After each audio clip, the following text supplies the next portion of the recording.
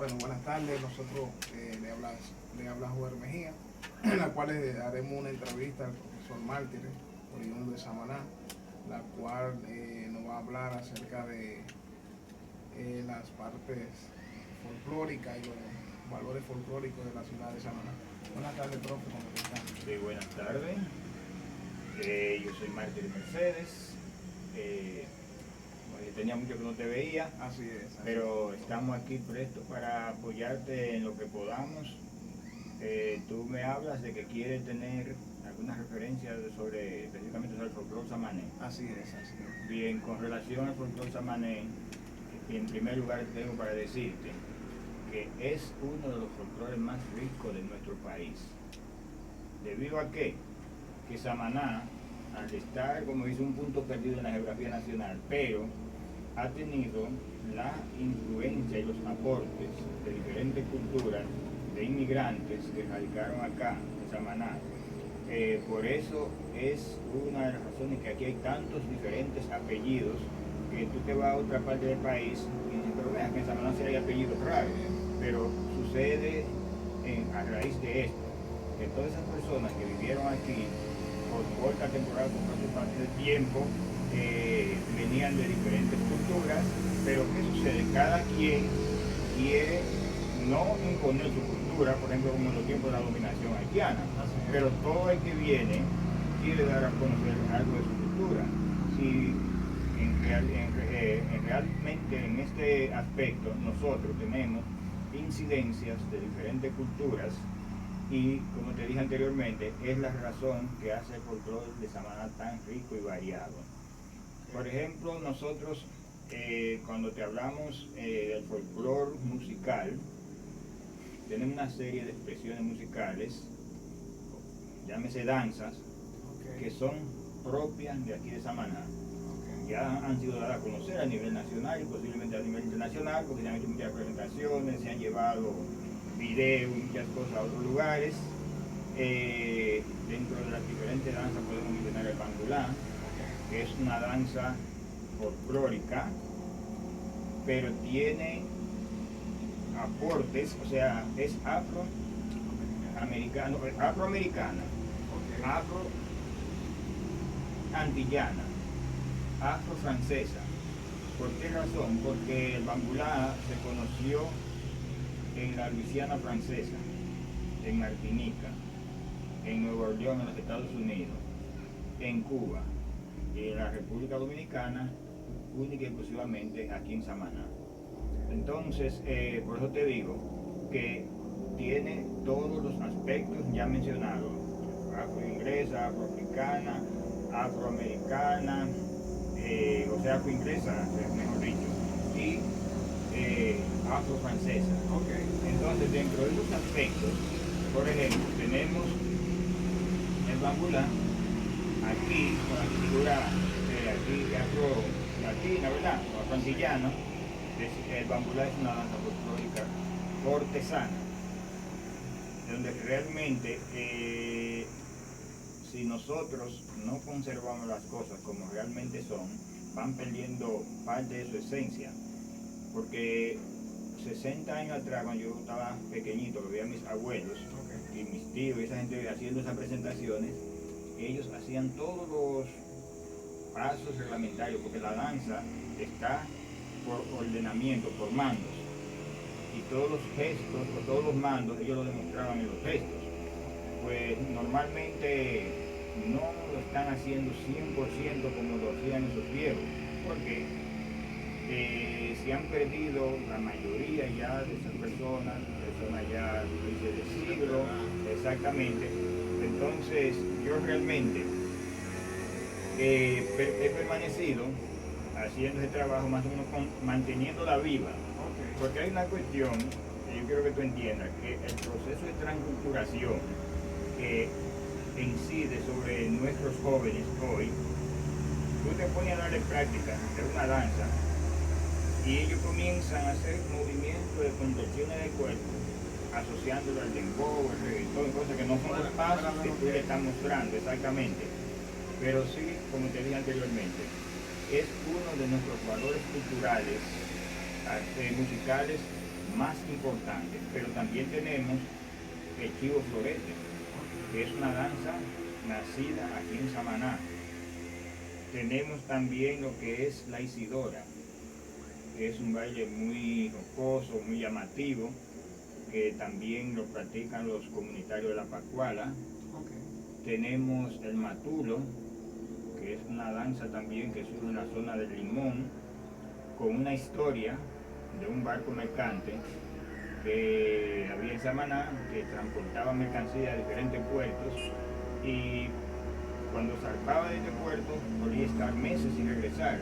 Cuando ese barco regresaba, las esposas de esos marineros estaban muy felices, pero cuando llegaba el momento de la partida del barco, se sentían muy acongojadas y ellas gritaban, ¡ay, se va Matulo! ¡Ay, no vuelve más! Y de ahí las letras, la motivación de esa canción, que si se va Matulo, se va y no vuelve más. Y comenzaban a mencionar los puertos marítimos donde esos barcos hacían escala. Eso en cuanto a la danza. Y tenemos otra serie de danzas, porque también, como dice, hay una parte que es folclore dominicano, pero que también en Samaná son los atabales, porque ya los atabales son nacionales, pero que aquí en Samaná también tienen su propio ritmo de atabales. Dentro de esas atabales, generalmente lo que hacían las fiestas devocionales, con promesas que le hacían a los santos. Eso está más que nada en los católicos, que hacían promesas a santos y a un santo determinado, y en un momento también decía, bueno, yo ofrezco una promesa por tal o cual. Ellos hacían una petición. A veces navegantes se encontraban en alta mar y lo agarraban un mal tiempo, y ellos le ofrecían una promesa a la Virgen del Carmen, que si ellos llegaban con vida al puerto, hacían una promesa por hacer una celebración a la Virgen del Carmen por tantos años. Eso es otra parte de nuestro folclore. Pero también tenemos lo que son los juegos tradicionales, que tienen influencia de la cultura afroespañola, afroinglesa, afrofrancesa, y principalmente lo que más por fuerza tomó aquí en Samaná fue la afroinglesa, con los himnos religiosos llamados anden, cantados en las iglesias, la iglesia evangélica dominicana, cantado en inglés, la church. También tenemos tiene una celebración principal, que es la fiesta de cosecha o Javi, donde se hacen actividades durante meses por las comunidades, quizás después una actividad central en la iglesia principal de la ciudad. Pero también tenemos una serie de juegos como el show de Mocha. Dice la letra dice, show me Mocha, será bien, show me Mocha, será bien, show me Mocha, será bien, show me sugar plum. Eso es una forma de tú decirle a una persona como que se identifique, que se muestre su identidad ante el tiempo. Ella comienza a decirte, yo soy esto, yo soy fulana de tal, y se cataloga como el azúcar nuestra, azuquita morena. Esa es la última frase que dice cuando le dice que yo soy el azuquita morena. O sea, que se da varios nombres, pero definitivamente se centra en que yo soy azuquita morena. Eso es parte también de la cultura afroinglesa. Pero también tenemos otros juegos de la cultura, como te hablé del bámbula, es la francesa. Entonces tenemos otros juegos como la afroespañola, que ya son unos juegos tradicionales, que el carayá, pica mi gallo giro, el ladronero, la romería, que todos esos son juegos que realmente se hacen aquí en Samaná. Pero no te voy a decir que yo he visto la romería en otra parte del país. No he visto el show de Mocha en otra parte. Por eso en estos momentos nosotros estamos, algunas personas, trabajando con unos proyectos del Ministerio de Cultura, como gestores culturales, tratando de conservar, preservar esas diferentes expresiones folclóricas de nuestro pueblo. Así también, como dicen, el aspecto cultural, podemos decir que la misma incidencia que te mencioné ahorita de la aportación de diferentes culturas también hacen el pueblo de Samaná un poco diferente a muchos pueblos. Hay muchas prácticas que para otros son raras, pero son parte de las tradiciones culturales de nuestro pueblo. Al igual que en su gastronomía, que es muy amplia y variada, con una serie de manjares que se presentan, pero caracterizadas esencialmente por el plato típico, pues la comida con coco.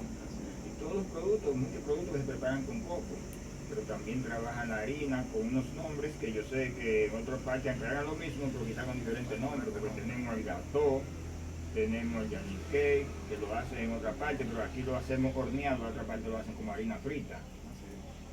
Tenemos pan de yote amarilla, pan de batata, pan de yuca, pudín de buen pan, del coco, como te digo, son infinidad de cosas, y el coco, como dice, es uno de los tesoros más preciados de Samaná. ¿Por qué razón? Porque nosotros del coco no se pierde nada. Si tú quieres hacer un proceso desde la raíz, que es medicinal, hasta la penca que hacen gorro.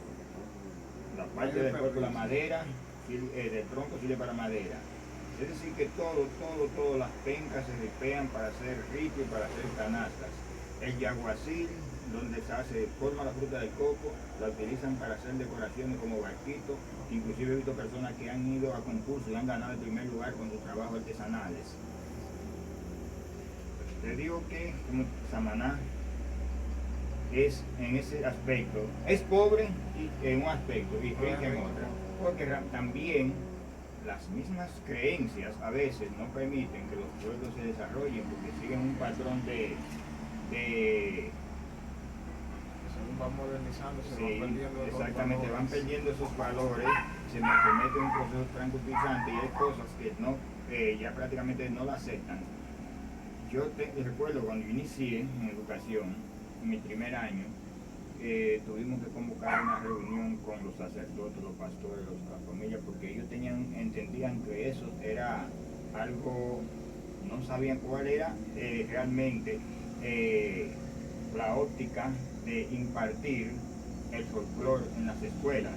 Ellos lo comparaban con otras cosas, lo que era como algo mágico religioso, pero no, era la identidad de cada pueblo, porque usted sabe que el pueblo que pierde su identidad se convierte en ingrato de memoria, ni los hechos históricos, ni los personajes importantes, nada tienen, como dice, vida en su mente. Entonces, por esa razón, el Ministerio de Educación, en ese entonces, hoy MINER, se propuso rescatar a nivel de cada provincia del país esos valores culturales. Y así es como yo inicio en educación como maestro exclusivo de folclore. ¿Entiendes? Después se acabó el tiempo y yo tomé todo lo que era la educación artística, pero yo inicié como maestro de folclore, haciendo, como dice, un trabajo que para mí fue satisfactorio, porque recuerdo que muchos estudiantes tuvieron la oportunidad de conseguir media beca por haber pasado 4 años conmigo en el grupo folclore del plantel escolar. Otros vinieron a buscar certificaciones para conseguir trabajo en Bávaro, simple, una sencilla certificación que el profesor Mártir Mercedes le pedía a ese muchacho, porque tuvo 4 años durante el bachillerato recibiendo esa práctica, también le favoreció. Es decir, que tengo la certeza de que esos jóvenes de aquella época se concentraban más en lo que uno le estaba enseñando. Es lamentable, y aprecio la tecnología, pero la tecnología tiene su parte negativa. ¿Por qué? Hay jóvenes que ustedes le asignan un trabajo y felicito a los profesores que le asignan tareas en estas condiciones. ¿Por qué razón? Porque recuerdo que yo trabajando algunos elementos de inicio, cuando hablábamos de los hechos folclóricos, hay un científico que dice: lamento tener que partir de los conocimientos de un saber vulgar para llegar a una investigación, a una conclusión científica. Y es la realidad. ¿Por qué razón? Si usted está sentado en Santo Domingo en una oficina, usted no conoce la historia de Samaná, ni exactamente. Entonces usted viene y encuentra 2 o 3 personas y le dan unas informaciones. usted copia y se va, pero que no es la realidad, en que distorsión. Recuerdo yo que cuando Radique Lizardo, Marina, vino por primera vez a Samaná, justamente a presenciar el Bambulá, porque él anduvo el país entero haciendo trabajo de investigación. Y cuando él tuvo referencia que en Samaná existía el Bambulá, él vino a ver una presentación de Bambulá. Coincide que era un 23 de octubre que se celebraba una fiesta devocional a San Rafael. Entonces, esas fiestas devocionales tienen, digo, en algunos lugares tienen, como dice, unos rituales de despedida el último día ya, y Radique vio esa parte. Y la primera anotación que él escribe es que el Bambulá es una danza mágico-religiosa. Pero yo no sé lo que le está escribiendo. Al cabo del tiempo, cuando el libro de Radique Lizardo sale ya a la venta, yo leo esa parte y digo, bueno, él lo escribió porque él no preguntó, él hizo una observación y pensó que era esto. Entonces yo en una ocasión en un canal de televisión hice el desmentido, pero los libros ya estaban escritos. No iban a recoger la colección de libros para borrarlo. No, ya estaba ya algo plasmado. Sí, exactamente, y por eso le digo que es bueno que se hagan así, porque decía que los estudiantes ahora mismo, en su gran mayoría, usted les deja un trabajo y ellos van buscando información, lo imprimen y quieren traer ese trabajo. Y ellos no tienen la más mínima noción, ni siquiera le dan una leída. Estoy hablando ya de los estudiantes que están en el bachillerato, porque sabe que el estudiante universitario tiene que demostrar de una manera que algo sabe, exactamente, que algo sabe. Por lo menos tiene que dar una leída, aunque no tenga, como dice, la capacidad de retener toda la información, pero algo puede decir. Tiene algo de conocimiento. Exactamente, pero la mayoría de los jóvenes ahora que están en el proceso de bachillerato quieren trabajar de esa forma. Sí. Profe, queremos también hacer una pequeña biografía, como en qué año usted nace, cómo usted se desarrolló en el ámbito del estudio de folclore, cuáles fueron sus motivaciones a ser parte de lo que es la educación en el ámbito folclore. Bien, como dice mi biografía, es un poquito triste y a la vez, como dice, de la cual yo me siento orgulloso, porque yo vengo de una familia muy humilde. En mi infancia yo vendía leche, vendía carbón, hacía todo lo que una gente pobre hace. Cuando salía del pueblo acompañaba a mi padre un rato a los conucos. Había momentos dados que mi madre estaba trabajando, mi papá era agricultor, pero mi madre en un momento determinado como doméstica le prestaba un servicio a una familia, y muchas veces yo tenía que venir a hacer algo. A las 11:30 el viejo me soltaba del conuco, yo venía a hacer algo para comer, para irme a las 2 a la escuela. Esa es una de las primeras fases de la cual me siento orgulloso. ¿Por las qué? Porque también recibí una crianza que me ha permitido hasta el día de hoy, como dice, andar con la frente alta. Le doy gracias a Dios que nunca me he encontrado involucrado en problemas. Yo en el ámbito, como te digo, en mi casa, donde mi abuela hacían una fiesta, la que ya mencioné, la fiesta de San Rafael, pero en mi casa había una enramada, y de mi abuela, donde se reunían los viejos de las diferentes comunidades a hacer fiesta de Bambulá periódicamente por diferentes motivos, porque la fiesta de Bambulá no tiene una fecha señalada, como hay celebraciones de santos, como fecha específica. Entonces, yo desde pequeñito estaba en ese ambiente, mirando. Después, en los años 70, cuando se hizo la remodelación de Samaná, yo participaba en el Hotel Callacoa como bailarín. Que mi padre entonces era el músico, mi padre, mi tío, y yo participaba como bailarín del grupo. Bueno, realmente yo, como te digo, yo terminé un bachillerato dentro de mucha precariedad. Yo me hice bachiller, pues tú sabes que en la época mía, los muchachos que de menor edad entraban a la escuela eran a los 7 años, y habían otros que entraban a los 9, que no sabían ni leer. Yo no entré tan tarde, pero no entré a la edad más adecuada. lamentablemente, cuando termino el bachillerato, yo trabajaba en una pescadería, yo estaba acumulando mi salario para irme a la universidad, porque yo lo que pensaba era estudiar medicina. Pero ¿qué sucede? En este país había un señor administrador de la corporación llamado Julio Sauri, y hubo un apagón general en el país de 14 días. Para no hacerte la historia más larga, sabes que todo el dinero estaba invertido en pescado, 8 o 10 pisos llenos de pescado. Wow. Mando un vehículo para Santo Domingo, el vehículo se daña en el camino. Ya no hay posibilidades de que nadie te venga a comprar pescado, porque es que en ninguna parte del país Se podría conservar. exactamente, hay personas que tenían algo, tienen su planta, la van a conservar, pero no se pudo hacer nada. Perdí mi capital, tuve que desistir de los estudios. ¿Qué hice? Me fui a trabajar como mensajero a la Junta Municipal Electoral de Samaná. Allí trabajé casi 11 años. Ahí en ese lapso de tiempo, ya te sabes, uno joven, me metí en familia, pero creé unos hijos.